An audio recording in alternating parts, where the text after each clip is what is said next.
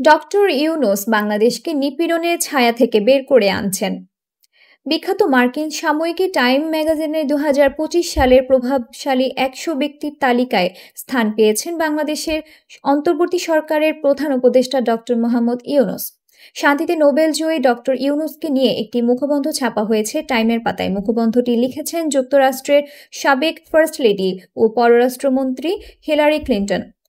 Hillary লিখেছেন, গত বছর ছাত্র নেতৃত্বাধীন এক অভ্যুত্থানে বাংলাদেশের কর্তৃত্ববাদী প্রধানমন্ত্রীর পতনের পর একজন সুপরিচিত নেতা জাতিকে গণতন্ত্রের দিকে পরিচালিত করার জন্য এগিয়ে আসেন। তিনি নোবেল শান্তি পুরস্কার বিজয়ী মোহাম্মদ ইউনূস। ক্ষুদ্র ঋণের মাধ্যমে প্রান্তিক জনগোষ্ঠীকে ক্ষমতায়নের লক্ষ্যে কয়েক দশক আগে ডক্টর ইউনূস বাংলাদেশে গ্রামীণ ব্যাংক প্রতিষ্ঠা করেছিলেন। তিনি লাখ লাখ দরিদ্র ব্যক্তিকে ঋণ প্রদান করেন যাতে তারা ব্যবসা গড়ে তুলতে পারে এবং তাদের পরিবারকে টিকিয়ে রাখতে পারে।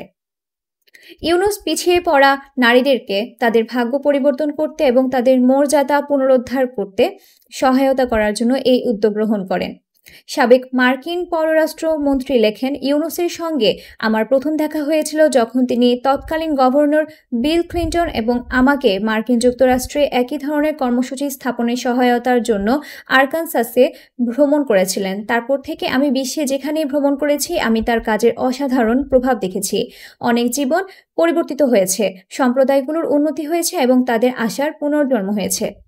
হিলারি লেখেন, মোহাম্মদ ইউনূস বাংলাদেশকে নিপীড়নের ছায়া থেকে বের করে আনছেন। তিনি বাংলাদেশে মানবাধিকার পুনরুদ্ধারে কাজ করছেন, জবাবদিহিতা প্রতিষ্ঠা করছেন এবং একটি ন্যায়সঙ্গত ও মুক্ত সমাজের ভিত্তি স্থাপনে এগিয়ে যাচ্ছেন।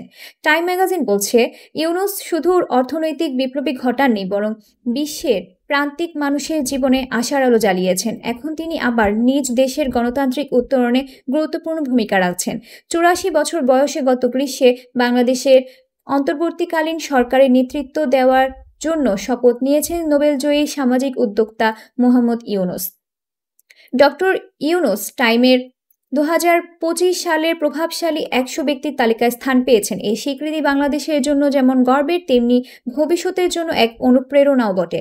উল্লেখ্য, বুধবার ১৬ এপ্রিল টাইম ম্যাগাজিন প্রকাশিত বিশ্বের শীর্ষ ১০০ প্রভাবশালী ব্যক্তির তালিকায় নেতা ক্যাটাগরিতে ৬ নম্বরে স্থান পেয়েছেন ডক্টর মোহাম্মদ ইউনূস।